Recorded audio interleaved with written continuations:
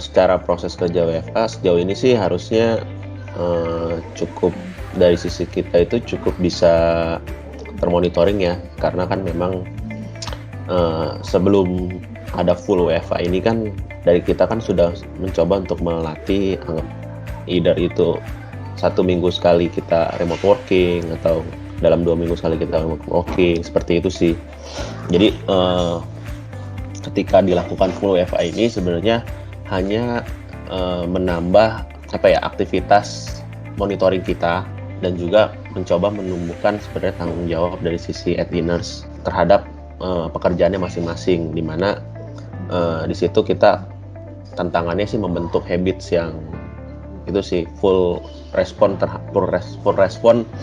terhadap tugas yang diberikan. Sebenarnya itu yang ingin dicapai sih, lebih ke tanggung jawab secara diri sendiri ketika mengerjakan tugasnya dia. Sebenarnya sih kalau menurut saya masalahnya itu cuma di bosen ya. Yeah. Karena kan kita ini WFH-nya bukan cuma WFH tapi kita ini physical distancing gitu. Yeah. Jadi di rumah pun kita nggak boleh keluar segala macam gitu. Itu yang sebenarnya problem utamanya di situ menurut saya, bosennya.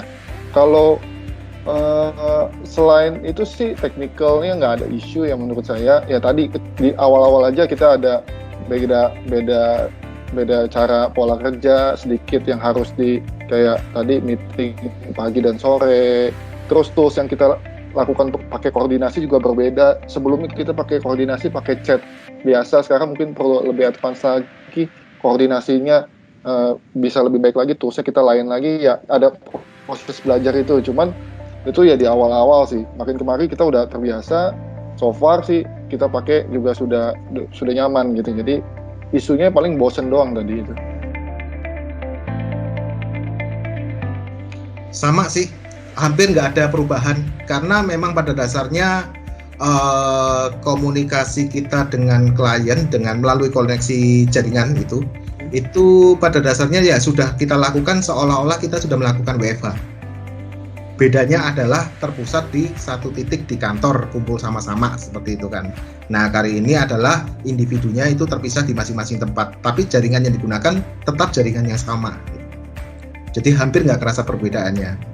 Mungkin akan sedikit bermasalah itu adalah ketika ada kalanya itu ada beberapa klien kita yang memang nggak ready terhadap WFH. Kendalanya seperti itu karena pada umumnya kita onsite support kan gitu. Nah, tapi itu problem itu cuma terjadi 1-2 minggu awal doang. Setelah itu semuanya kembali normal. Ya, menurut saya pada saat nanti pandemi sudah berakhir dan work from home ini bukan jadi kewajiban lagi tapi jadi option. Maksudnya kita mau lakukan atau enggak gitu ya. Apakah bisa? Ternyata terbukti bisa kok ya. Setelah 2 bulan itu kan kita udah bisa melihat ada sebagian besar dari teman-teman kita bisa kok work from home dengan efektif, terkontrol juga, productivity-nya juga jelas gitu ya. Nah, kalau mau dijalanin setelah itu bisa nggak? Bisa sih sebenarnya.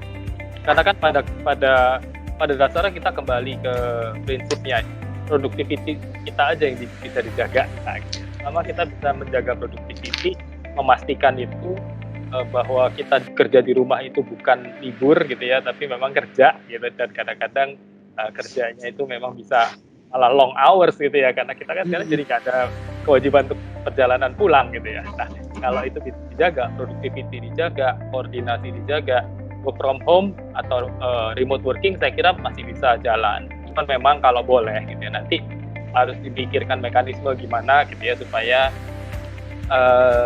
admins yang dulu itu terkenal dengan kekeluargaannya gitu ya, hubungan baik dengan teman itu nggak hilang gitu kan. Apakah nanti bisa diatur, apa perlu diatur seminggu sekali mesti harus ketemuan, atau HC nanti bisa bikin program yang bisa mengumpulkan secara fisik teman-teman gitu ya, itu bisa diatur lah. Ya, kalau supaya WFH ini bisa lancar ya tadi salah satunya adalah kita harus punya mekanisme untuk monitoring pekerjaan dengan baik. Yang pertama seperti itu.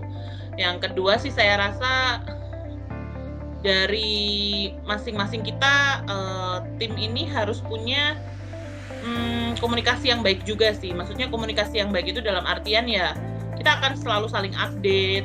Kita gunakan semua channel yang memang kita bisa pakai. Misalnya, kita mau pakai chatting grup di MST kah, atau kita mau ya dengan platform yang lain. Ya menurut saya itu sih, dan mungkin integritas kita ya, maksudnya dengan kerja di rumah bukannya kalau lagi nggak di video call malah bobo-bobo gitu atau gimana, itu kan sebenarnya integritas dari masing-masing kita, gitu aja sih.